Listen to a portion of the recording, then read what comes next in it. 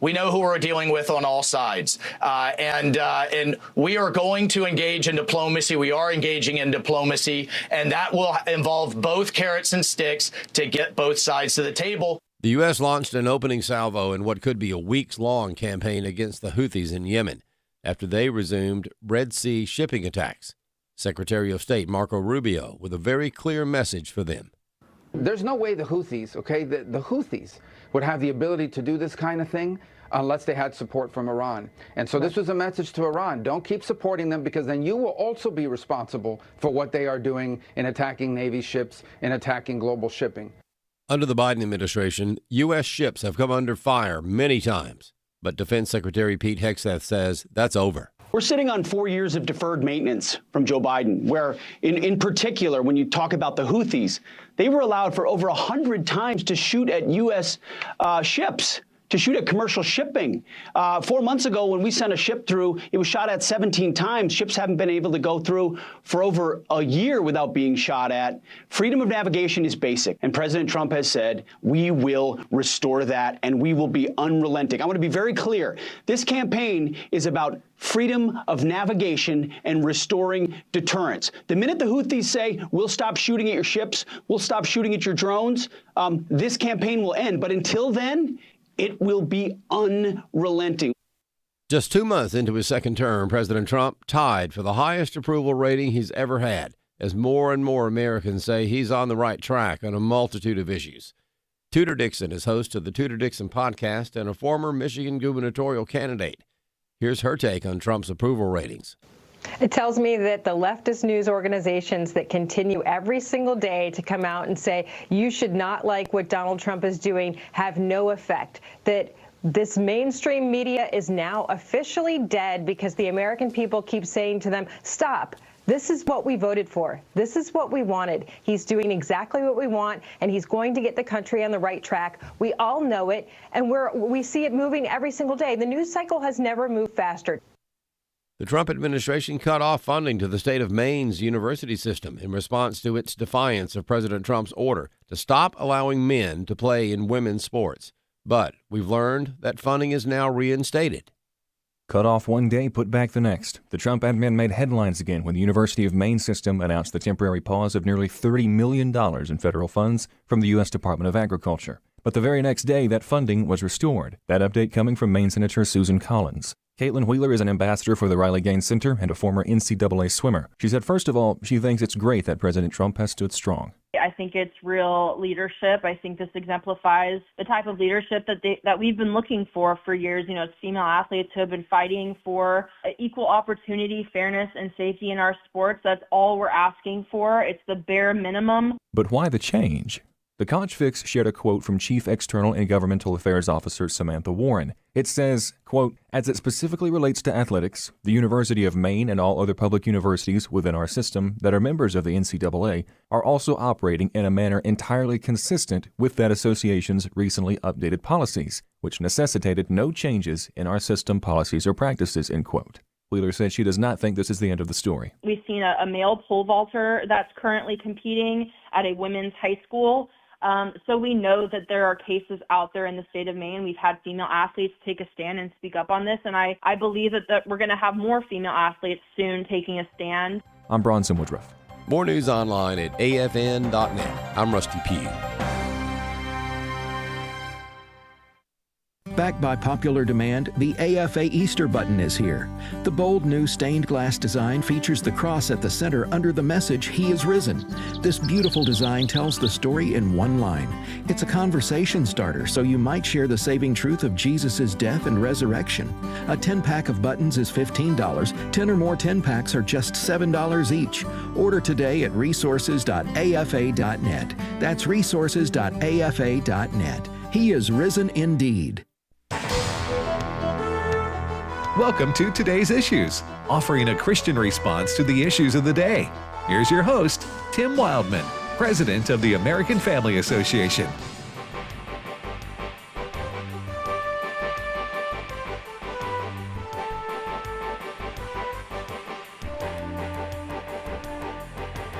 Hey, good morning, everybody, and welcome to Today's Issues on the American Family Radio Network. Thanks for listening to AFR. Today's Monday, March the 17th, 2025. And we, again, thank you for listening. Joining me in studio is Ed Battagliano. Good morning, Ed. Good morning, Tim. And Fred Jackson. Good morning, Tim. That's it, folks. Just three of us today. We don't have a fourth brain trust in here. Huh? So we're each going to have to carry this show a third. Right? Wait, let me see if I make sure I got the math right. Yeah. Third. Okay, yes, that's right. It's a third. It's 1, 2, 3. Now, we will have Steve Jordahl coming on in an hour, but we don't have any guests. It's just on us. Hey, listen, No. Every I'm once in a fully while comfortable with that. Yeah, every once in a while you just need to put the pressure on yourself, see if you can still perform. Absolutely. All right, so much to talk about today. Sadly, Fred, the leading the news is the death and destruction over the weekend caused by the weather. Yeah, the death toll continues to climb, at least 40. Some media reports are saying 42 now from the tornadoes that came across the southern part of the United States. You probably have seen some of the pictures from Tylertown, Mississippi, southern part of Mississippi. At least 6 people there dead. Some of the pictures really do display the power of these tornadoes, of trees just snapped in half, of buses, school buses, in one picture, school buses being tossed up on the roof of a school. It's just the demonstration of the kind of power we are talking about with these. And it's just, the stories always come out after these things.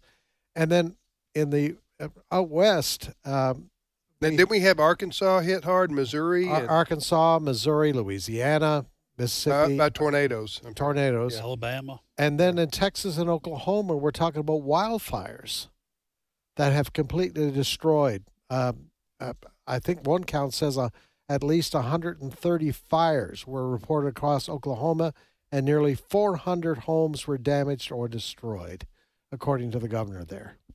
I saw in the early part of the storm, I think it was the same storm. This is in the kind of the Oklahoma, the Panhandle region. Mm-hmm. The winds were so high. I saw videos of 18-wheelers being blown over while they were trying to drive. So, to your point, Fred, the power of what they call Mother Nature, the power of nature is just unmatched. And when it comes with its full fury, you find a safe place and you ride it out. That's all you can do. If you can find a safe place. Right. For many of these folks, I mean, I know what they tell you. It's nice to have these underground shelters. Right. But not a lot of people have those. Right. And, they'd say, if it's a motor home of some type, or mobile home, find somewhere else. Well, it's not always easy to find somewhere else at that moment. And you don't want to get caught in transit. No. A lot of times a tornado warning is sudden. Yes. Even though we do get some advance warning. Mm-hmm. You're not going to get in your car. You can't get in your car and drive. Getting in your car is kind of dumb. Right. Honestly, once a tornado warning has been issued, then you're within minutes usually of the tornado being, if it's coming to your way. I mean, to get in your car is just right. You need to go ahead and make your plans to be in the shelter, or at least nearby. Yeah. Or where else where in your house can you get that's the safest place? Yeah. I just want to give a shout out to these local meteorologists here at our home base in Tupelo. I mean, they were on the air Friday night, like at 1 and 2 in the morning when the sirens went off here in the Tupelo area, and then for hours on end on Saturday as this was unfolding. And giving out information sometimes moment by moment. Our Tupelo, our home base here, is one of those communities where the Natchez Trace Parkway runs through. It starts in Nashville, goes to Vicksburg. And at one moment, there was one county, they came out and they said, we're shutting it down because there's trees falling all over the trace, as we call it, and cars being affected by that. Right. So thank God for those people who stay up and stay with the story all the way through, because it helps a lot of people. They start showing live pictures of flooding. That's another part of the story. Here in the northern part of Mississippi, we didn't get a tornado per se, but we had a lot of flooding that's going on. A lot of rain. People get in trouble, as Tim was pointing out. They get in their cars. Let's go see where the problem is. Yeah. Well, that's. Yeah. Yeah. All right. Well, it's 42 dead right at this point. Yeah. That's one report. I didn't know till this morning there were that many people lost their lives. Yeah. Yes. All right. You're listening to Today's Issues. Next story, Fred. Well, there were many stories this weekend. One of them being an encounter between the Trump administration and a judge, U.S. District Judge James E. Boasberg, in the District of Columbia. The ACLU and another group went to that judge and tried to stop President Trump, his administration, Homeland Security, from shipping more than 200 gang members, illegal gang members, people who had come into this country under the Biden administration, shipping them out to El Salvador. And this judge at one point said, I want the planes had taken off, I believe, from Houston, heading towards the El Salvador and Honduras, I believe it was. And the judge said, you tell those planes to turn around and come back. And the Trump lawyers said, we can't do that. They're already in international airspace. Well, Tom Homan, who is Trump's border czar, had this to say about what happened on the weekend with these 2 plane loads of these gang members who have now been deported. Cut number 2. Again, information was leaked somehow. I don't quite know how it got leaked, but there was a emergency court hearing on five people that were on schedule to be deported. The judge had a written order that said these 5 people can't be removed right now. It wasn't until this flight was already in international waters heading down to El Salvador that the judge made some comment about returning the flights. We're already in international waters. We're outside the borders of the United States. I'm the border czar. Once you're outside the border, it is what it is. But they're in international waters, already on the way south, close to landing. You know what? We did what we had to do. Remove terrorists, significant public safety threats from the United States. By the order of the proclamation by the President of the United States, we did the right thing. Every day, the men and women of ICE are going to be in the neighborhoods of this nation arresting criminal, illegal alien, public safety threats, and national security threats. They're not going to stop us. Now, the ruling by U.S. District Judge James Boasberg, what's being questioned, does he have the jurisdiction? Does he have the right to do this kind of thing? Fox News legal analyst Greg Jarrett talked about that. Cut 3. And I think the judge here, James Boasberg, has made several errors. First of all, he issued a temporary restraining order without so much as a hearing or allowing the Trump administration to utter a word. Second of all, the plaintiffs being held were in Texas. This is a Washington, D.C. judge. He doesn't have jurisdiction. And finally, the exclusive remedy here under that law is what's known as a habeas petition. It's not a temporary restraining order. Boasman seems unbothered by that, and then he exceeds his authority, ordering planes returned to the U.S. while they were in air. Yeah, I mean, he has no authority for that. Once a plane leaves U.S. soil and is outside U.S. airspace, no judge has authority for that. So I think this is judicial activism. There's too much of that. Judges in the lower courts and the federal district courts allow their personal animus and political views to dictate their decisions. By the way, Judge Boasberg is an Obama appointee. So he is a federal judge for the District of Columbia area? Correct. Yeah, so that was a good explanation there by Greg Jarrett. Yes. On why what the judge tried to do was unconstitutional. So when I read that the other day, that the judge says turn the planes around, going like, you're telling me one judge in Washington D.C. can order the cessation? Is that the way you say it? Cessation. Yeah. Of the executive branch deporting criminals to another country? Well, and plus it was he verbalized that the planes should come back. That wasn't even in his written order. So there was all. Oh, really? I didn't know that. Yeah. So there's all sorts of things that were wrong with what this judge did, which is why it's being called, and I think Greg Jarrett rightly characterizes this as judicial activism. He's not following procedure. I don't know. I wish Congress has the constitutional authority to limit the actions of judges. And in fact, Congress has the authority, if they wanted to completely get rid of the federal judiciary and replace it with another type of system. I just wish they would limit district judges to ruling on their own district. There you go. This is your district. You're over this particular district, Washington, D.C. area. You can rule on things that apply to your district. That's it.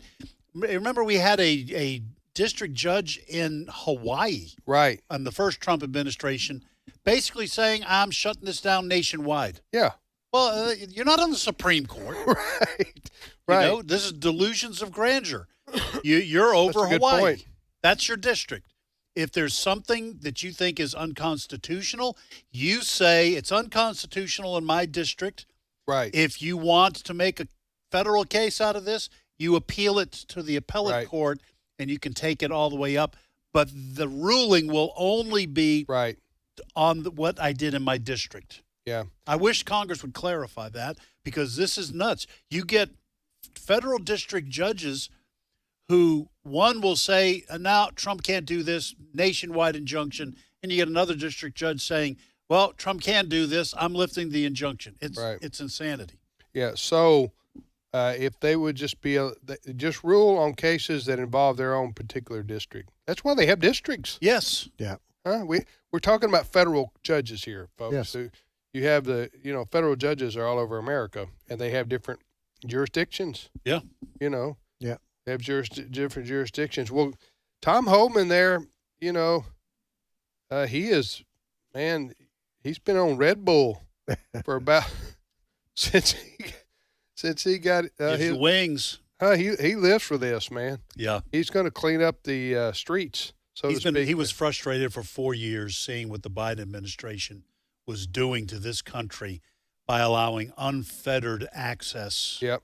And now he's coming in, and like you said, now he's got wings. And basically he says, you've got these mayors like Mayor of Chicago, other places, Mayor of Boston, saying we're going to protect these people. And Tom Homan says, you can try, but we're coming.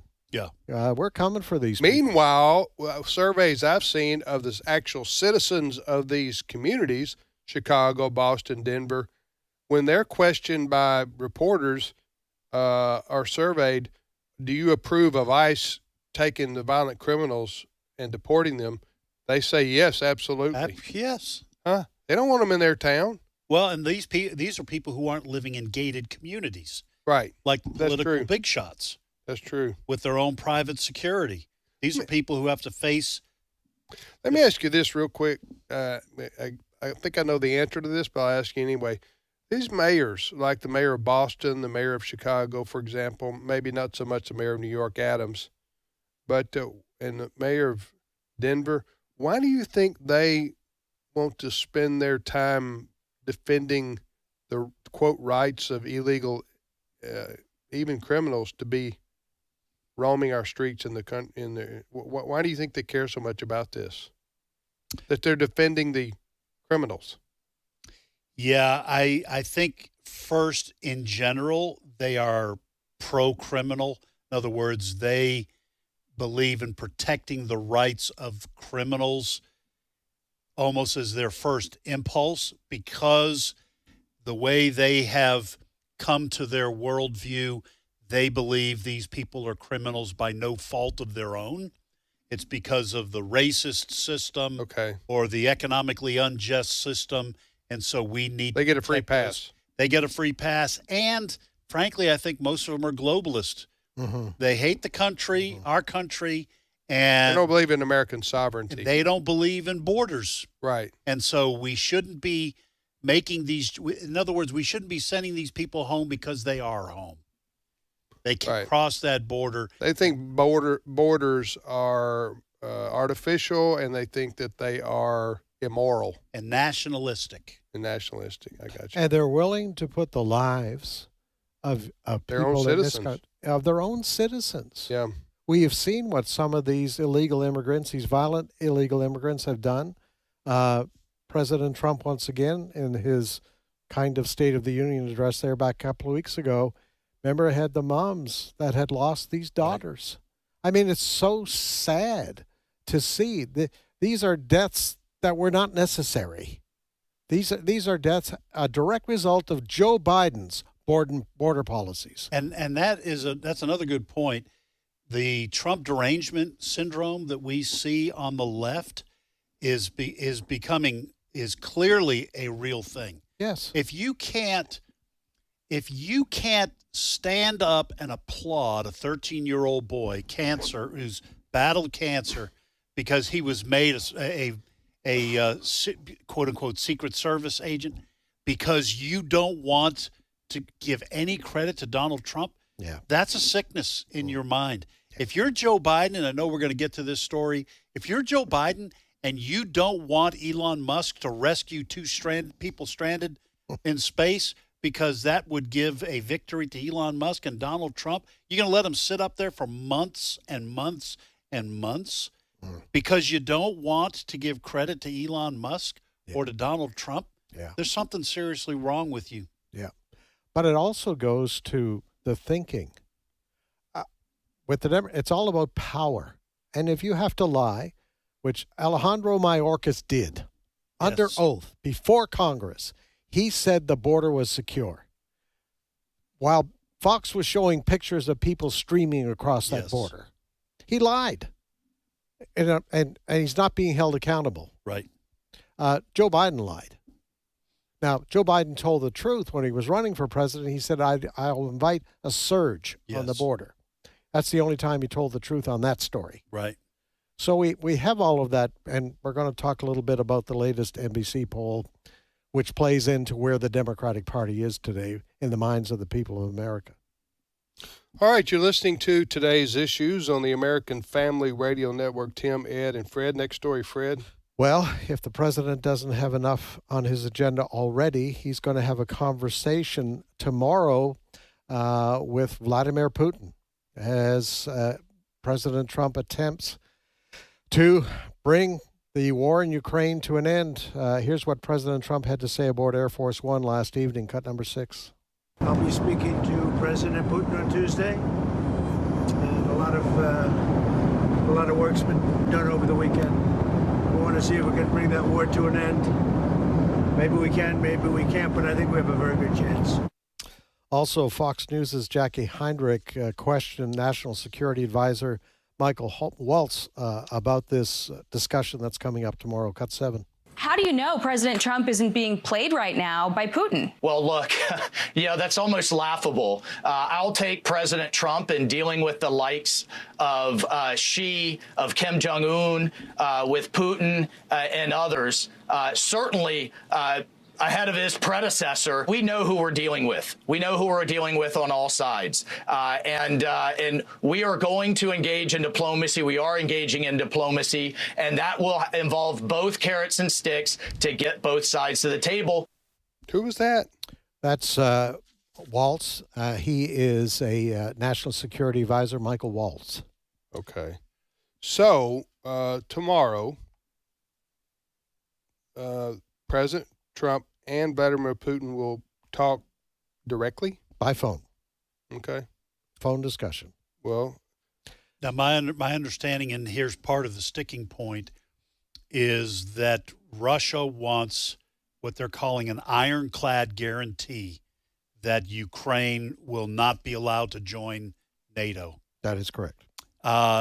Ukraine doesn't want anyone, themselves included, to make that promise because they want some guarantee that they'll be protected from further Russian aggression. So I'm not sure how if Trump can finesse this and get NATO to agree, that would provide Belarus and Ukraine as something of a buffer against NATO being on the Russian border, but then Europe is going to want some kind of guarantee from Russia that they will not no further aggression into Ukraine. That's a hard. I'm not sure how you thread that needle, but if Trump can pull that off, listen, he deserves a Nobel Peace Prize for helping to solve that. I wouldn't hold your breath on that nomination. No. But Trump had a team in Moscow last week talking with Putin's people. So in advance of this conversation, I think there's been some preliminary discussion on what both sides want. Apparently, according to Trump, land and power plants are part of the conversation around bringing the war to a close. Because in the midst of this 3-year battle right now, Russia has been able to gain a lot of the Ukrainian, that one-third eastern portion of the country, and they've grabbed a power plant. So that's all part of it. And then on the Ukrainian side, they want guarantees of security. Zelensky has talked about that a lot. They want guarantees of security after a ceasefire and a possible peace deal. Well, we'll see how this goes. I tend to favor the Russians coming out on top here. By that I mean I think Vladimir Putin is going to get what he wants.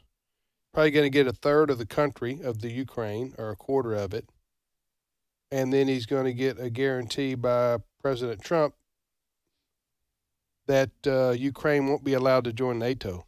Now, who knows what the future holds, because would a guarantee by President Trump be binding to the next president, whoever he may be? You know what I'm saying? No, and it has to come from NATO as an organization. Yeah, not just the U.S. Not just the U.S. And at this point, most of the countries in Europe also seem to be determined to punish Russia. Obviously, they were the aggressor here in invading Ukraine. I don't know how you get NATO on board, but what if Trump says, well, I tried my best, and NATO doesn't agree to the terms that Vladimir Putin is insisting on, that is that Ukraine not be allowed to join NATO. For those who don't know, and most people do, NATO, the North Atlantic Treaty Organization, was designed post-World War II to protect the from Western European countries from being invaded. No, that's not correct. It provided a unified defense against the Soviet Union, former Soviet Union, which has been reduced to Russia now, basically.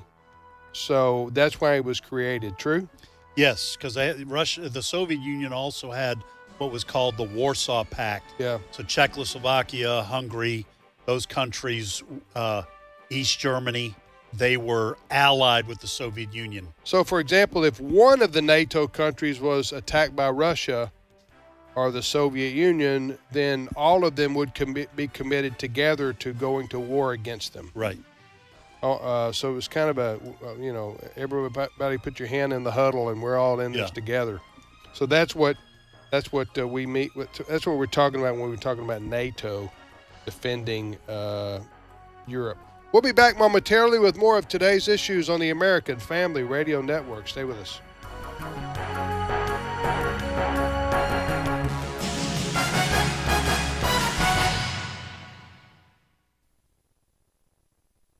It's my turn. Here is your host for My Turn, Don Wildman. I guess you saw it. It was in the papers across the country. Russell Tanzi of Oakland, California, filed a suit against God in the amount of $100,000. Tanzi filed the suit on behalf of his legal secretary, Betty Penrose, who blamed God for a lightning bolt, which struck and destroyed her home in Phoenix some 9 years earlier. Tanzi officially charged God with careless and negligent control of the weather. Well, it was more of a publicity stunt than anything else. We humans sometimes become little balls of ego walking around, and finding a way to get our names before the masses means a lot to us. so some will stoop to anything for the sake of fame. But it sets one to thinking, who will represent the deity at the hearing? And should he lose, who will pay the amount? Will this open up other suits against him? Well, there's a lot of questions which come into our mind concerning the situation. Most of them are of very little importance. I doubt very seriously if the Creator would appear at such a hearing in the expected manner. Judging from past experience, we might as well forget the whole thing. A fellow named Job wanted to argue his case with the Maker, only to learn that it was a great mistake. There's another side to the question that pops into one's mind when he gets to looking at this thing of suits against the Creator, and that is, will the Creator get a chance to file suit against us for messing up his property? It doesn't take one long to make his answer when that possibility opens up. We'd better leave well enough alone, for it's quite evident who will come up on the short end of the deal.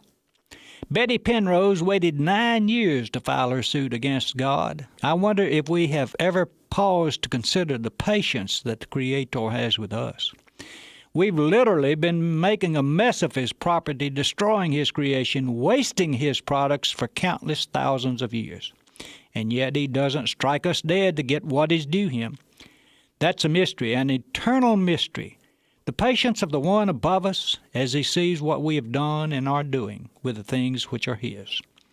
There's also the possibility that if we are to charge him with the things which we consider bad, he might in return place a charge upon us for the things we call good. That makes one stop pretty quick, for it's quite evident again who will come up short. I don't think I have enough money to repay him for a single day of sunshine, much less countless other gifts which he gives me. It appears that when it comes to suing the Creator, we'd better leave well enough alone. It opens up too many possibilities which could and would leave us flat broke and eternally in debt. And since we have thought about it, I guess we're already that way, in debt to God. This has been My Turn with Don Wildman, a production of the American Family Association. For we know that if the earthly tent we live in is destroyed, we have a building from God, an eternal house in heaven, not built by human hands. 2 Corinthians 5:1. American Family Radio. This is today's issues. Email your comments to comments@afr.net. Past broadcasts of today's issues are available for listening and viewing in the archive at afr.net. Now, back to more of today's issues. Hey, welcome back, everybody, to Today's Issues on the American Family Radio Network. Today's Issues is the name of this show, and you're listening to AFR. Tim, Ed, and Fred. And as always, we thank you for listening on this Monday, March the 17th. When is Easter, by the way? Next month. April, maybe. I'm talking about the Western. For us here in the U.S., it is the 20th of April. The 20th of April is Easter. Western Easter. Western Eastern? What'd you say? Well, Eastern Christians, I think they're usually a week later. It has to do with... They're wrong. But anyway, if they want to go ahead with that, go ahead with that.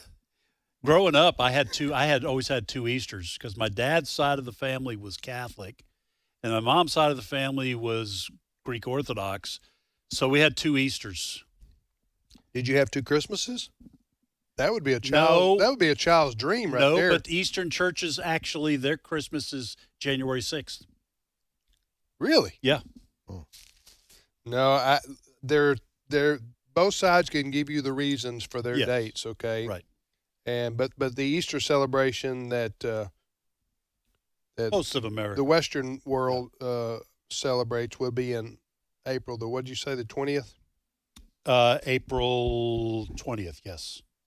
And go ahead, Fred. I have a serious question for Ed. Yes. I can answer serious questions too, Fred. But no. Oh, well, Ed. No, this is Ed. This is a setup. This is Ed's family. Oh, okay, got you. Which Easter did the Easter Bunny come on? That was always Western. It was always the That's when we got the chocolate bunnies, the eggs. Yeah, on the East, the Greek Orthodox Easter, we did like hard-boiled eggs and incense, and they were colored red, and we would do this cracking thing where you have this competition. You'd hold one egg, someone would crack, and whoever's egg cracked. Anyway, it was. That sounds like a riddle.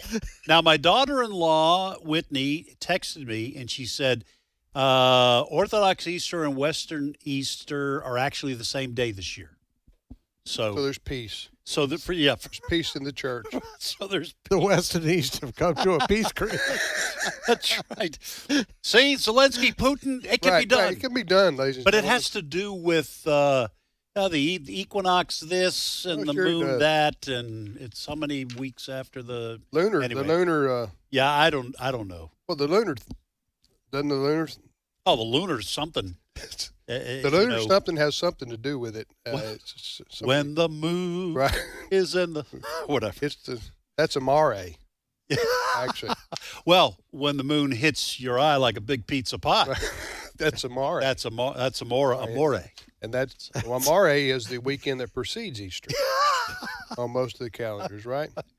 All right. Now that we've given a lot of fake news, yes, we will move right along here. Listen, to wrap up our conversation about the Ukrainian-Russian war, tomorrow is a big day, and we should all pray for the meeting by phone between President Trump and Russian leader Vladimir Putin, because probably everything hinges on that. At least you would think that both parties would have. Now, the United States is basically negotiating on behalf of Ukraine. Am I right? Well, he's trying. I think President Trump is acting as a mediator. A mediator, okay. Between Putin and Zelensky, and going back and forth. That's why he kind of has a deal, and then Zelensky says okay, and then he says no. So he's acting like a mediator.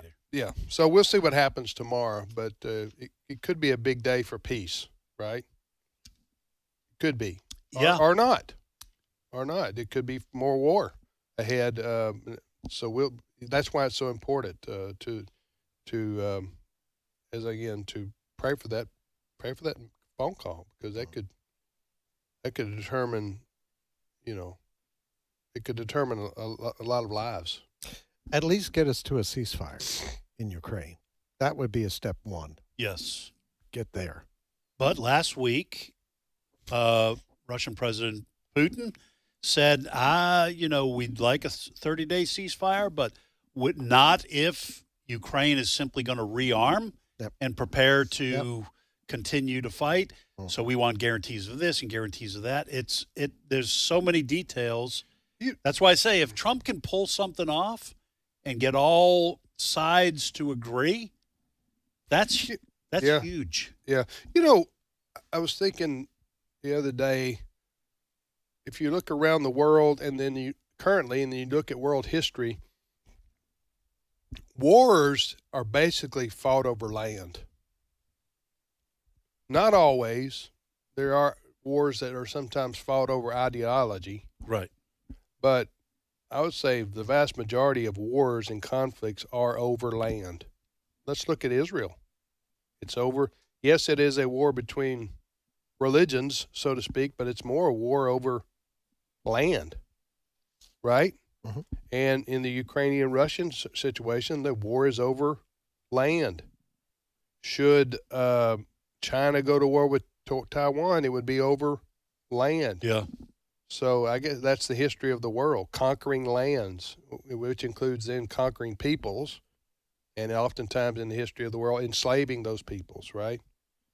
Well, I mean, that's what we did in pushing west in this country. What did we do? Well, we took land from Native Americans. It was a war of conquest. We took land from Mexico. Right. Because you're going to give it back? No, I mean that's what happens. That's what I'm saying. That's the history of human. It is of the human race, and, right? And Indians took land from Indians. The Comanches obliterated before the Europeans entire ever tribes. arrived. Well, I think we were around, I mean, in the eastern part of the country, but the Comanches came out of the northern Rockies and they took land. They obliterated entire tribes. The Sioux or who? Well, not the Sioux. They were Kiowa, and anyway, I don't remember all that history. I just remember the Comanches, and they were a real threat to the United States as we pushed west. But that is what people do. It's not just white people, and it's not just Americans who do that. Look what's That's happening what in professors Africa. want to. What happened in Africa right now? Right. The warring tribes there, which are eternal. It's a black folks on black folks. Yeah. The war in Ukraine and Russia is white people against white people. If you want to, so it's not ethnicity. Well, you look oftentimes it's tribal. In our inner cities where you have multiple gangs, guess what? They have turf. You don't cross street such and such. That's our turf, and we run the drug and the prostitution. We get the money from that on our turf. You come into our turf, we're going to have conflict. Yeah. This is human. This is fallen human nature. I'm not excusing it. We're just trying to understand it. Yeah. But the history of the world is people warring over land, and I guess that's the way it'll always will be until Jesus comes back, right? Yeah. And sets up his kingdom on earth. All right, you're listening to today's issues. Next story, Fred. Well, also on the weekend, we learned that U.S. forces attacked the Houthi rebels, which are based in Yemen. Now, you probably heard a lot of the Houthi rebels over the last several years because they keep attacking ships under various flags that are passing from the Gulf of Aden into the Red Sea.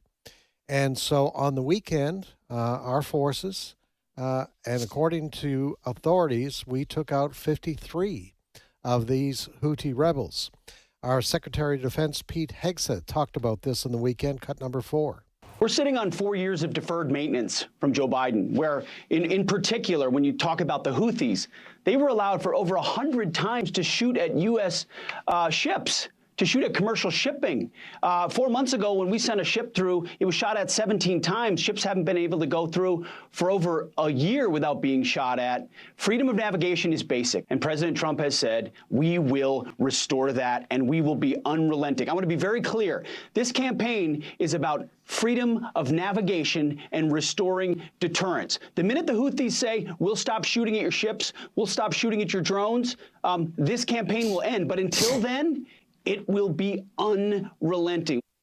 Now, the Houthi rebels responded to this. They sent out about a dozen drones and a missile, and our forces shot every one of those things down.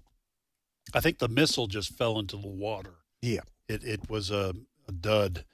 I'm looking at a story on Fox News talking about the Iranians are vowing to respond, quote, decisively and destructively to any threats after President Donald Trump said he ordered American forces to launch military action against Houthis in Yemen.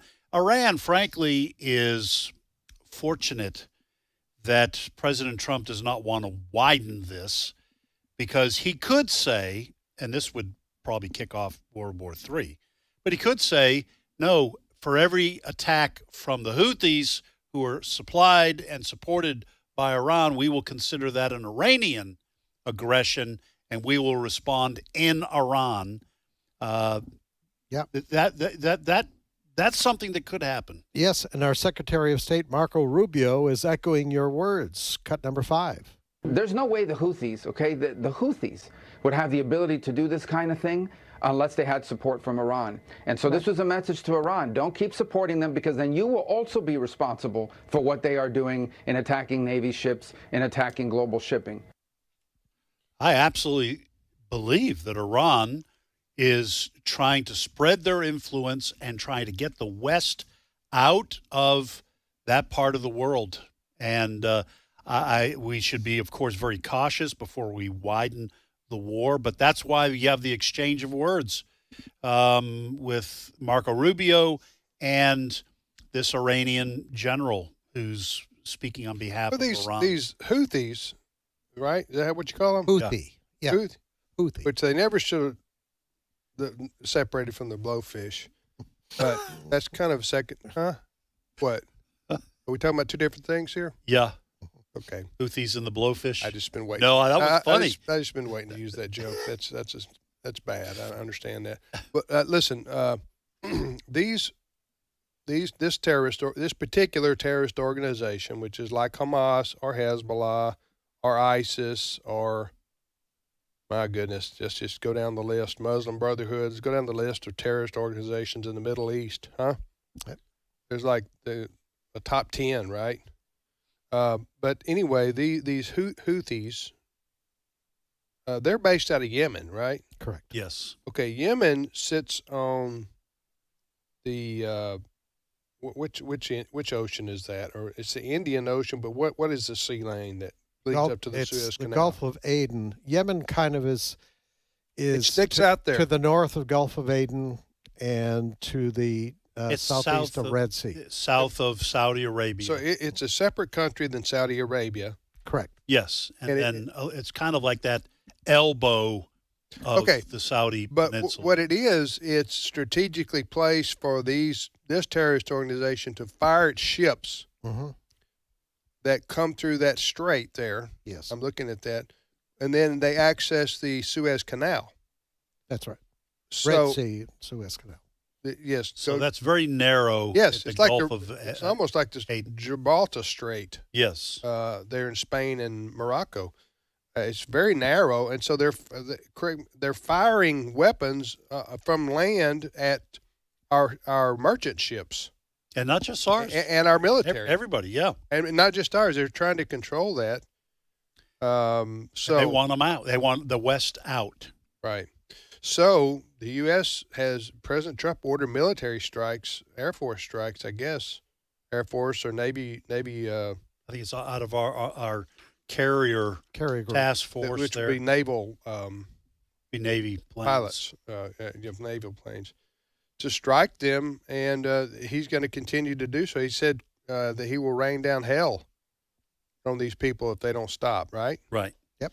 That's what President Trump said over the weekend. You know, the world has changed so drastically since Biden left. Biden was just, I don't know, we want to repeat this and go down memory lane again. He was just so pathetically weak to the extent that he even knew what was going on. He's like a cardboard cutout. Yeah. I mean, there's just nothing there. You know what he did in response to Israel and Hamas? He spent billions, but millions and millions of dollars building a floating dock in Gaza so that we could bring food ashore and not have our ships attacked. Do you know what I'm talking about here? Remember this? Oh yeah. Yep. And this thing didn't last very long. It broke apart. It was like a big boondoggle, big waste of money. You're going like, why are you doing this? That was Biden's response to the Israeli-Hamas conflict, is to build Hamas a flotilla that we could dock our ships on and bring them food. I mean, it's just weird stuff. Yeah. Like weird reaction to events, and to the extent that he even knew what was going on. Biden, I'm talking about.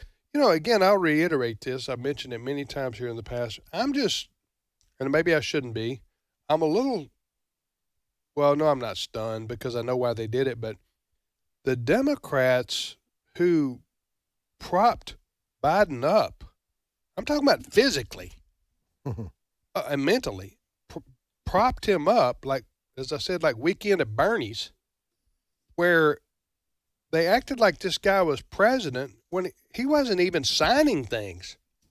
Right. With his hand. He was using auto sign. Or somebody was using auto pen. Yeah.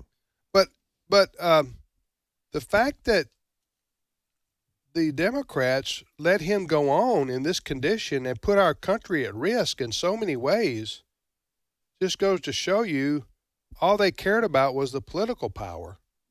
Now, you may say, well, Tim Shazam, wow, I'm shocked. Yeah. Who doesn't care about just political power? Well, I'm just talking about, here's what the Democrats should have done. They should have told him he had to go. Talking about Biden, you're incapacitated. You're unable to serve. You don't even know what's going on half the time. You don't remember meeting with us yesterday. And they let him go on for a year or more in this condition when I'm not saying they relinquish power and say, here, turn it over to the Republicans. All they had to do, that's why we have a vice president. Right. All they should have done was say, Biden, you have to step down. You don't know what's going on half the time. And we're turning the White House over to the vice president, Kamala Harris, which, by the way, I guess hindsight's 2020, but probably would have given her a better head start on. I don't think she would have won anyway, because I think she's not really up to the task. Right. Talking about Kamala Harris of being president. But I'm just saying that would have been the right thing to do. Well, and that may be the fact that she probably was not up to the task might have been another reason why they didn't do it. We'd rather have a dead man walking. Well, because or dead man sitting. It will expose her inability to win the presidency, that she should never be president, because they had nobody else. Listen, it was a whole catastrophe on the Democratic side, and they deserved what they got from it, because what they did was not right in pretending for 4 years that the man they asked everyone else to get elected, including Bernie Sanders and all the rest of them, he was not fit for the office. They knew it, and so they got themselves in a jam and couldn't get out. Yeah. Well, to go along with what you guys are saying about the Democratic Party, there is a brand new NBC poll that's out. I guess it came out on the weekend. This is NBC News, folks. This isn't Fox News. This isn't some conservative organization. Just over a quarter of registered voters, 27%, say they have a positive view of the Democratic Party. That's the lowest ever, right? That is the party's lowest positive rating in NBC News polling dating back to 1990. Now, this poll was done even before the huge internal explosion in the Democratic Party this past weekend.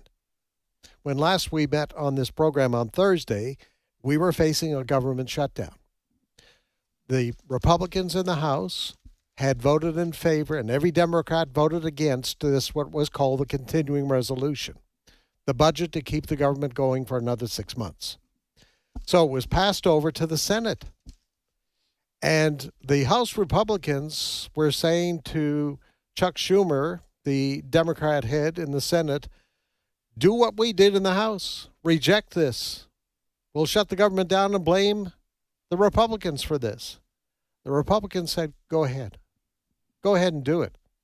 Because the American people will have to blame you if you don't support this in the Senate. And Chuck Schumer backed down late on Friday. He backed down and said, okay, we'll vote in favor of it. His reasoning was, we Democrats will get blamed for this shutdown, and it'll give Donald Trump an opportunity to cut even more people out of government.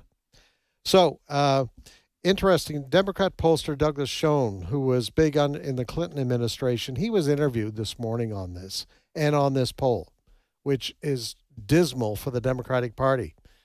So he was asked about this, and basically he said the Democratic Party is in total disarray. Cut 9. What surprised me about the poll is how quickly the American people and even Democrats recognize the degree of disorganization, chaos, and lack of strategic direction my party has. I feel that they're heading towards further destruction and devaluation of a brand that is at an all-time low. They're so angry with Trump. What the pundits have called Trump derangement syndrome is such that people can't put the greater interests of the country and indeed the party ahead of their narrow partisan interests. Right now, the poll is correct. We are leaderless, rudderless, and directionless. Later on in this interview on Fox this morning, he was asked, can you pick anybody in the Democratic Party who can shepherd the party out of this mess? Nope. Can't do it. He doesn't see any hope in Newsom. doesn't see any hope in Governor Whitmer in Michigan. And nobody's talking about Buttigieg, except Buttigieg is talking about himself. Who? Pete Buttigieg. Pete Buttigieg. Who? You just want us to keep saying. I just wanted to hear you say Buttigieg. Yes. Is that how you pronounce it? What'd you say? Pronounce Buttigieg? what? Buttigieg?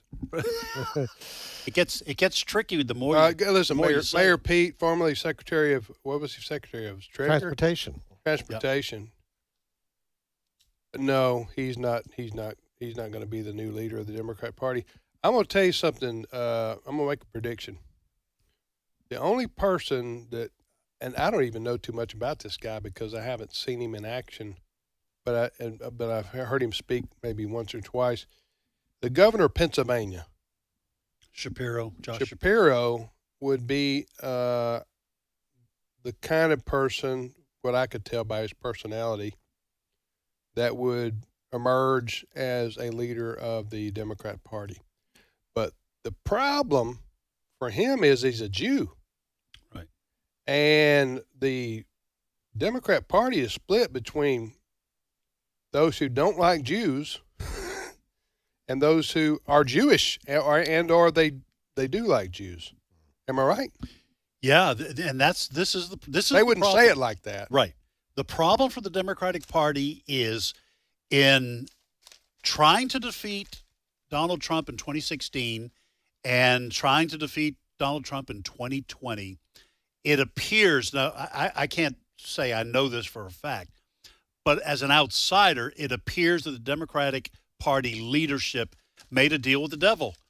They said to the radicals, so that would include the pro-Palestinian / pro-Hamas individuals.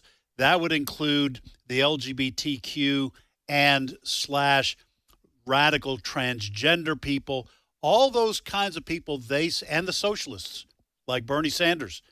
They said, if you will help us defeat Trump and in 2020 get Joe Biden elected, we'll share power with you and we will do what you want in terms of policy. That means the party is filled, probably the most energetic parts of the Democratic Party are these far leftists, what I call radical, the radical left. And so how do you nominate someone like Shapiro when you're going to have people screaming about Israeli oppression of Palestinians? And so the Democratic Party and people like Doug Schoen, they're going to have to decide if they're going to move back to the traditional liberals of the Democratic Party yesteryear and drive out a third or more of their most energetic voters. They're stuck. Meanwhile, every day with Donald Trump is another day their hair's on fire. Yes. Talking about these Democrats, because the reason they're discombobulated primarily is because President Trump is what they call in sports flooding the zone. Yeah. And it's one day after, they don't know. Well, Schumer said this a couple of weeks ago. We don't know where to start. Yeah. You know. All right, we'll be back momentarily with more of today's issues on the American Family Radio Network. Stay with us.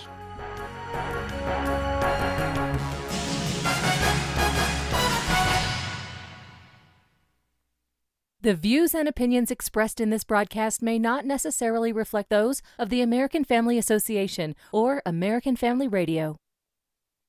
Faith, family, freedom. American Family Radio. All God asks of you is faithfulness. Headlines in USA Today. Did you see it this morning? All the odds are against us. Faithfulness is the word. There's a place for you on the battle line. Engage in the fight for America's families. Visit AFA.net and then take your position. A message from the American Family Association.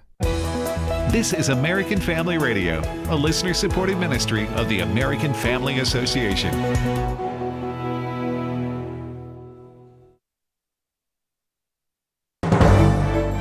American Family News, I'm Rusty Pugh. A massive storm system moved through the South and Midwest over the weekend, bringing tornadoes and other severe weather conditions that killed dozens of people. Steve Harrigan in Winterboro, Alabama, with more on those impacted by the storms. Winterboro Public High School, it pretty much got leveled by a tornado, actually threw a school bus on top of that school. Volunteers have taken it down. A lot of the volunteers we've seen helping with the cleanup and recovery are actually students. This storm system managed to kill people in a variety of different ways through tornadoes, killing at least 40 in 7 different states, through wildfires. It also threw up dust storms, which made visibility 0 in parts of Kansas and Texas, the result being some major pileups and some deadly crashes. There's no hope for the next coming days as well. Even as cleanup, they're trying to determine just how bad this is.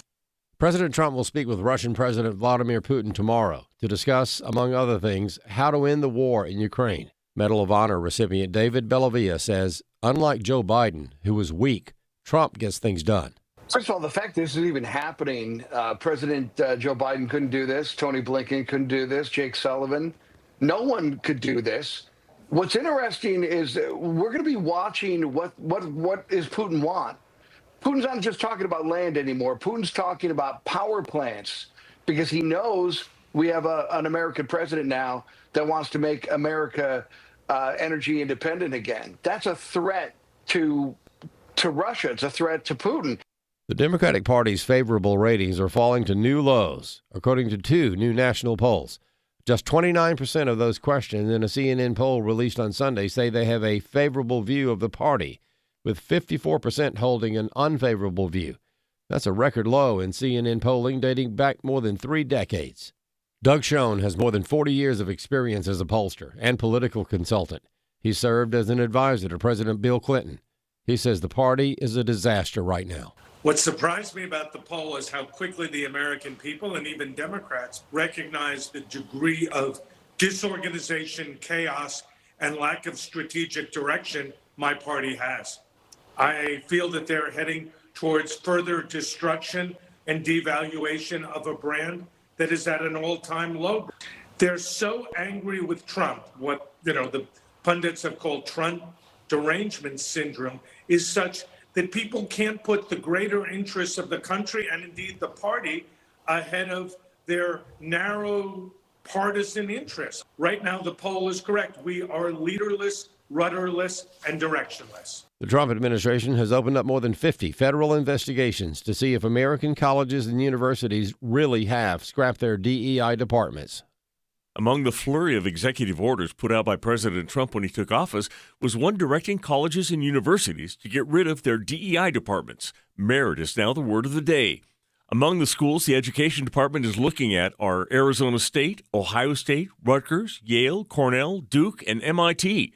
Richard Land, President Emeritus of Southern Evangelical Seminary, says it's an arrow to the heart of the liberal worldview that these schools are inculcating into our students. DEI is the spear point of Marxist critical race theory. It has anti-patriotic roots, and it perpetuates racism in our country. The investigations are looking for race-based preferences in admissions, scholarships, grants, and degrees that might be hiding under assumed names on campus. Land says it's a poison American schools have been dealing with since the turn of the century. The left has used the education system, K through 12, and the college system to try to brainwash at least 2 generations of Americans. And they're not even very good at it. They've severely undereducated them, as well as trying to indoctrinate them.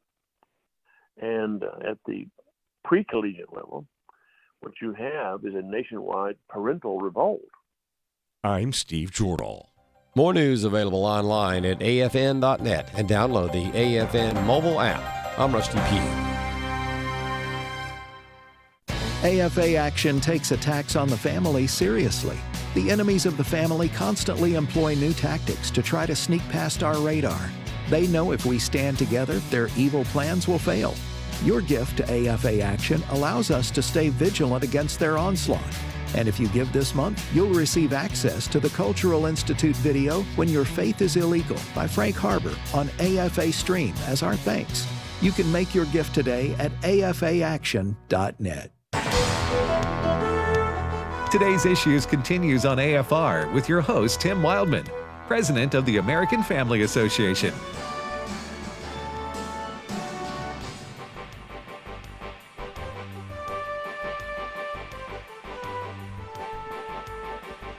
Hey, welcome back, everybody, to Today's Issues on the American Family Radio Network.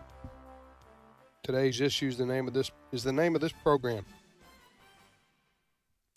So I'm Tim Wildman with Ed Vitagliano, and now Steve Paisley Jordahl joins us. Good morning, Steve. Good morning, everybody. You have a good weekend, Steve? Oh, yeah, it was okay. Just okay? Well, everyone spent all day Saturday just waiting to see what was going to happen. It was, Saturday was kind of, we dodged a couple of the tornadoes and everything. Can you dodge a tornado? Well, you can if you're or fast. Does the tornado dodge you? No, we dodge it if you're fast enough. I got to see, this is kind of cool. I got to see for the first time, okay, so Smithville, Mississippi, you may remember if you follow storms, but about 2014 or so, they had a tornado that swept through Smithville, Mississippi that took out the entire town, killed like 6-7 people, and they had to rebuild. Well, the high school rebuilt their basketball court under a dome, like a mini, like at a college or professional, or it's just like it's a dome. It's all indoor. It's just like a half of basketball. It looked too small to me to be in there. But that's the storm shelter for Smithville. Your area. Yeah. So we went there when one of the tornadoes was supposed to be getting close, and it's huge inside. It's much bigger inside than it looks from the outside. From the outside. It's kind of like live. Yes. Isn't it? There was an earthquake in Mississippi over the weekend. Really? Yeah. I didn't hear that. McGee, Mississippi. An earthquake? An earthquake in McGee, Mississippi. I think it was a 3.0. Is that in the Bible? No. In Revelation? No, I'm pretty sure it's not. End of the world? Yeah. Okay. A magnitude 3.0 earthquake. That's not March an earthquake. 15th, so that was Saturday. 6 miles from McGee, Mississippi. Rough day for the state. Yeah. Magnolia State. Wow. Right. Yeah, sadly, people lost their lives in Taylorsville, Mississippi, right? And But not from the earthquake. Some tornadoes. Some in Arkansas and Arkansas, Missouri. some people lost their I saw a lives. video on X over the weekend. Somebody living, I think they were in Missouri, and they were just looking their phones out, pointed outside, and they had hail filling up their back patio. I mean, to like a foot of hail just coming down, and they were talking about how it destroyed 3 cars. And so are cars covered under your normal insurance if hail destroys the exterior? I guess it depends on your policy. Yeah. Most of them all, I think flooding is maybe the one thing that flooding is some weird insurance companies don't cover almost anything with regard to flooding for some reason. Well, I know that, if you just have liability on your car, you're not going to get covered. I just wondered if your average policy covers good question. Hail damage, for example. Check that. I don't know. All right, Steve, what's your first story? Well, I just want to, before we begin the real exciting stuff of the day, I just want to shout out to any junior high, middle school, or freshman JV basketball players in Los Angeles. If you're listening to us out there on our mobile app, which that's a big demographic for us. It is. High school basketball players in Los Angeles. If you know one, if your grandson happens to be one, yeah. The Los Angeles Sparks of the WNBA are looking for male practice players. They're having tryouts. You're talking about the women's pro basketball team. That's right. They want to practice against dudes. They want to practice against guys. And so I figured, And high school guys? They just said guys, but I'm thinking any decent high school guy probably could take them. I mean, listen, it's probably a good way to improve your game. Sure it is. No doubt. WNBA. But it's kind of an admittance that males are generally more athletic than females. Am I right? Think I predict this will last about a month until the high schoolers start showing them up very badly, and then they say this isn't such a good idea. Unless they close the practices. Didn't the USA women's Olympic team get beat? Soccer. In soccer by a 15-year-old? 15 and under team. Yeah. The women's gold medal team. Listen, it's insanity to think it doesn't make any difference whether men who claim to be women are playing in women's sports. I really have a hard time comprehending how you can be so blinded by your hatred of nature and probably your hatred of the God who created the nature we all live in, that you cannot see the problem with this. But they don't. They don't see it. Well, look, facts get in the way. Right. All right. Did you guys talk about Muhammad Khalid in the first hour, the Columbia student that was expelled from the United States? I don't think so. Well, he was expelled, and the media is now catching up with Donald Trump. You know, he flooded the zone so much it takes him a couple of days to figure out what they should attack. But he was on Meet the Press with Margaret Brennan over the weekend. Who was? Oh. Marco Rubio, our Secretary of State, was on talking about Muhammad Khalid. Marco Rubio was on Meet the Press, and he was asked. She asked him, "Is this just because of his speech? Is he just because he's got an unpopular opinion?" This is what his response was. Cut 10. But is there any evidence of a link to terrorism, or is it just his point of view? Yeah, they take over. I mean, you should watch the news. These guys take over entire buildings. We they covered vandalize it colleges. intensely. They shut down I'm colleges. asking about the specific justification for the revocation of his visa. If he had told us, I'm going over there, and I'm going over there to become the spokesperson and one of the leaders of a movement that's going to turn one of your allegedly elite colleges upside down, people can't even go to school, library buildings being vandalized, we never would have let him in. And by the way, I find it ironic that a lot of these people out there defending the First Amendment speech, alleged free speech rights of these Hamas sympathizers, they had no problem, pressuring social media to censor American political speech. So I think it's ironic and hypocritical. We want to get rid of Tren de Aragua gang members. They're terrorists too. I don't know where we've gotten it in our head that a visa is some sort of birthright. It is not. It is a visitor into our country. And if you violate the terms of your visitation, you are going to leave. Good for him. They're not playing games anymore. No. Good for him. And the Trump administration, people like Marco Rubio, when they say these things, they have the full support. Probably 75, 80% of the American people, maybe higher. Nobody wants that Tren de Aragua. Was it? Tren de Aragua. Nobody wants those people in here. They don't want those folks in our country. And they don't want people, I don't think, shutting down colleges and universities. So this guy was on a visa. Yes. Student visa. Should have got a MasterCard, but anyway. Well. Bada boom. Bada boom. No, this guy was here on a government visa as a guest in the U.S., and he was found and known to be a pro-Hamas agitator who helped organize shutdowns of a major school, Columbia University. Right. And what Marco Rubio is saying is that's not the same as being a U.S. citizen. Right. If you're a guest, you can have your visa revoked if you're a instigator of terrorist activity or violent activity, and that's what we have accused this fellow of being. Yeah. And, all countries all countries do this. I remember, now I didn't agree with this, but the UK prevented several conservative speakers from coming over. They were invited by conservative groups to talk about homosexuality, especially the transgender movement. And the UK said, no, you can't come in. We're not letting you in the country. Okay, so everyone does this. It's just people on the left and in the leftist media want to squawk when it's someone whose views are in line with their own. Then they want to protect them. Which was her point, was that you didn't have a problem when it was the government that wants to censor Americans. Yes. So, next story. All right, nobody trolls quite like President Trump, I got to tell you. Over the weekend, he put out on his Truth Social an image, a meme, I guess. It's a picture of his presidential photo when he was his first term.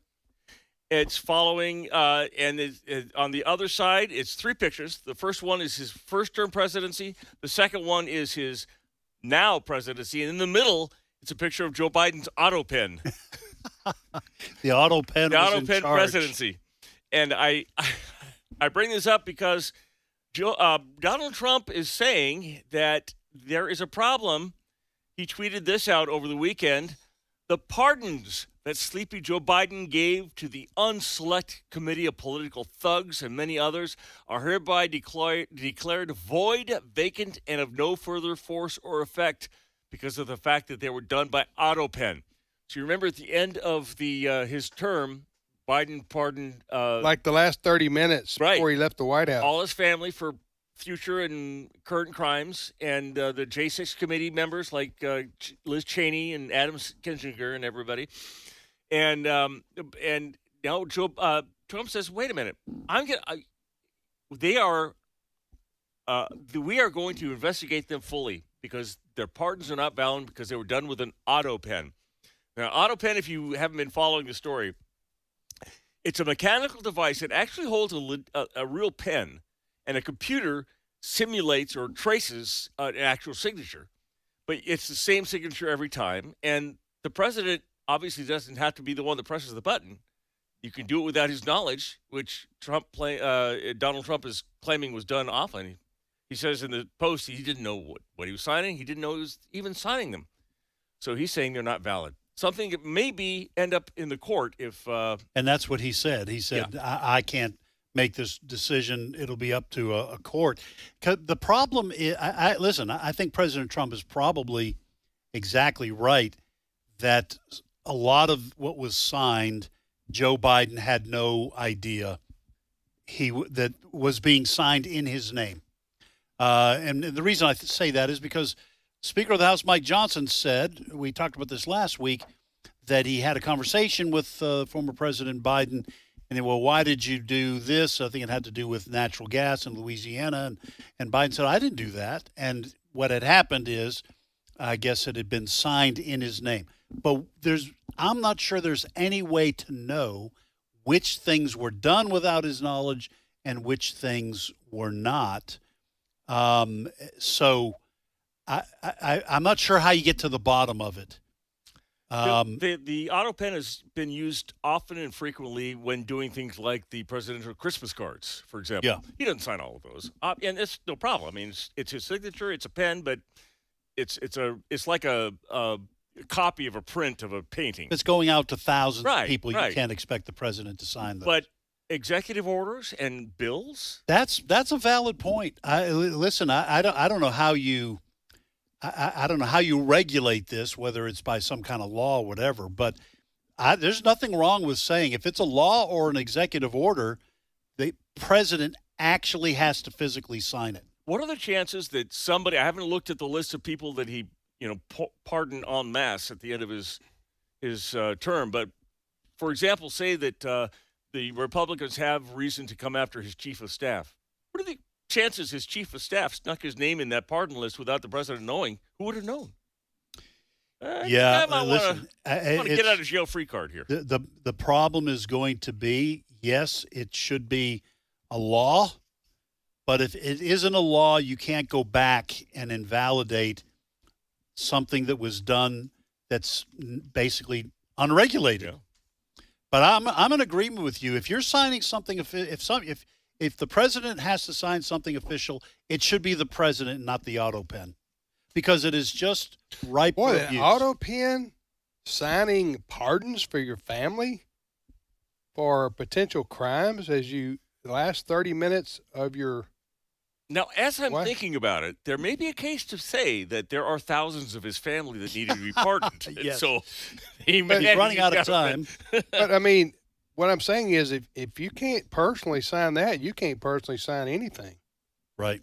Because you may be incapacitated or don't even know what's going on. That was the What if they asked Biden, hey, did you pardon your family before you left office? What if he says, I didn't do that?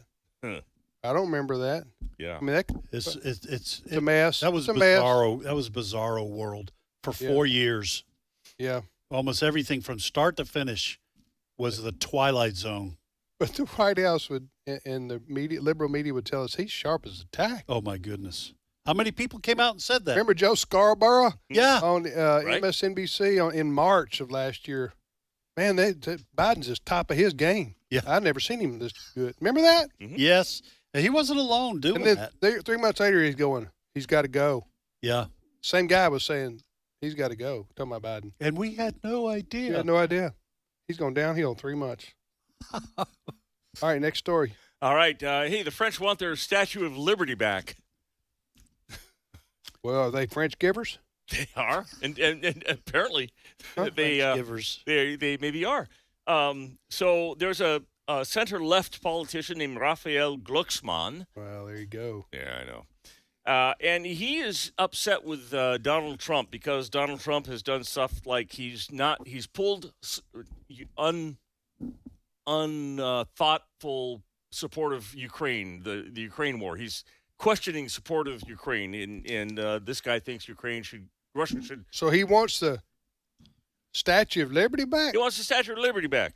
He's also criticizing Trump for cutting federal funding to U.S. colleges and research institutes, a move that led a French government initiative to bring some of them to France. So I don't know why he's upset with Doge, but apparently he is. So he thinks that he's trampling on freedom. So they want their Statue of Liberty back. Well, to quote somebody I saw in a movie once, good luck. Come and take it. Somebody tweeted like back at Spartans. him from here, says, "You can have your Statue of Liberty when we get all of our soldiers who died on Normandy." Yeah, listen, the world is filled with self-important politicians who like to stir the pot, and they're not getting the Statue of Liberty back. I said it, and I'm willing to stand behind it. There you go. I think I got 330 million people who got your back. Got my back. Indeed. Okay. Go ahead, Mr. Glaxko, whatever his name is. Gluckman. What is it? Gluckman, if I got it. Gluckman. Gluckman. Hmm. Glucksmann. Glucksmann. That was a Raphael. That was a Batman villain, wasn't it? I think it was. Glucksmann. Batman villain. So, Indeed. I'm fighting the Glucksmann. All right. I'm Batman. You saw that over the weekend, Donald Trump ordered I think you probably did talk about the raid on the Houthis, the military did. raid. Well, Pound there away, are sir. some iconic photos coming out of the White House that people are calling that maybe the most iconic of his presidency, of him in his "Make America Great" hat, monitoring. He was playing golf, man. He got called off the golf course. He was monitoring. Is that real? Yeah. With the headset? Yeah. While he's playing golf, that was him. He's getting. I'm going to send this picture to Brent, who will be able to post it on our Facebook page.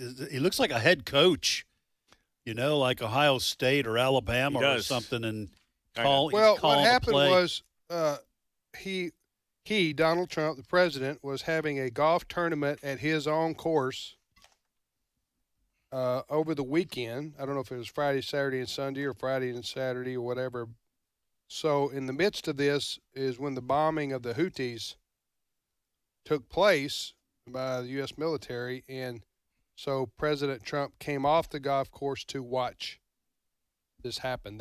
Thus he was in his weekend golf attire, which includes the "Make America Great Again" hat, which he's worn, on the weekend. I think it's genius the way everything under the Trump administration is being turned into something approximating MAGA. MAHA, Make America Healthy Again. I mean, every aspect of what he's doing is changed into one of those kinds of expressions. And we were talking about this morning that President Trump, he's 78, right? He's 78 and a half. The guy is the Energizer Bunny. I mean, this has got to be some kind of genetic anomaly. So Brent has put the picture up on our Facebook page. But I got to say, he's just so full of energy. Hey, he's out playing golf, the golf tournament, probably while I was taking a nap on Sunday afternoon. Right, you're 20 doing years, nothing. You're 20 years his junior. Yeah. Or maybe not that much, 15 years. This is what's pretty incredible. This is what amazes me about Donald Trump. I'm looking at this picture of him monitoring the reign of terror on the Houthis, where he's killing leaders, killing people at his order. And just to make sure, he's raining justice down on these people because they've been attacking innocent merchant vessels and U.S. Army vessels, Navy vessels. Sorry, yes, right. And Israel. And yes, the Houthis have been the terror group that's been ignored by the State Department and the military until now. So I'm looking at this image of him. He's in his Make America Great Again hat, 45, 47, but he just looks, I'm thinking, 20 years ago, this is the same guy that would have this same pose when he's talking to somebody about a high-rise building. And a couple years before that, it was about fixing a skating rink in New York City, which is one of the stories in his book that he fixed. Art of the Deal. Art of the Deal. And he would have the same look on his face. Nothing seems too big for this guy. Just the image of him. I mean, Joe Biden, you sometimes got that, the look into the void or the lost look. Nothing looks like it's. He's used to fixing problems and finding people who can fix it. So you got two astronauts, two people stranded in space. He, however this unfolded, but basically calls up Elon and says, hey, can you get them down? All right, do it. Because Elon can do it. By the way, that's going to happen. Or that is happening as we speak. You know what I'm talking about? Yes, I watched videos of the astronauts. The headline now is on Fox, stranded astronauts now expected to return sooner than expected. So a lot of people have seen the video of the replacement crew coming up and being greeted by those who've been stranded. Did you guys see the first guy that came through the porthole? Not until you showed it to me. So they've been waiting. They've been there months and months. Who's they? For those who don't know. The two NASA astronauts who were stranded up there because the NASA space capsule couldn't take them back after like 6 days. So they've been up there months waiting to be rescued. They've been up there like 8 months or so. Right. And so finally, Elon Musk's capsule gets up there, and they open the hatch, and out comes a guy in an alien mask. Yeah, that was funny. It's one that completely covered his head. Yeah. Yeah. Was Phone Home? Was it? Well, it wasn't an ET mask, but it was the big eyes and the gray skin. But so Elon Musk company, yes, SpaceX, they're the ones who went up there and got the astronauts, the two astronauts, and now they're bringing them home. And they could have done it earlier, except Joe Biden and the Democrats did not want to give Donald Trump or Elon Musk. That's a what win. Elon Musk said. Yeah. That Biden didn't want him to go up there and get them. And one of the astronauts said that. One of the astronauts confirmed it. They were saying that they're going to have to really monitor these folks when they get back to Earth because they've been weightless. Yeah, for 9 months or 8 months or whatever. All right, thank you, Steve. My pleasure. Well, thanks to Ed and Fred and Brent Creeley, our producer. Did anybody else make a contribution on this show today? I don't think so. I don't think Except for our fine listeners. It's just us. Who made a contribution by tuning in. Have a great day. Have a great St. Patrick's Day. Everybody, we'll see you back here tomorrow.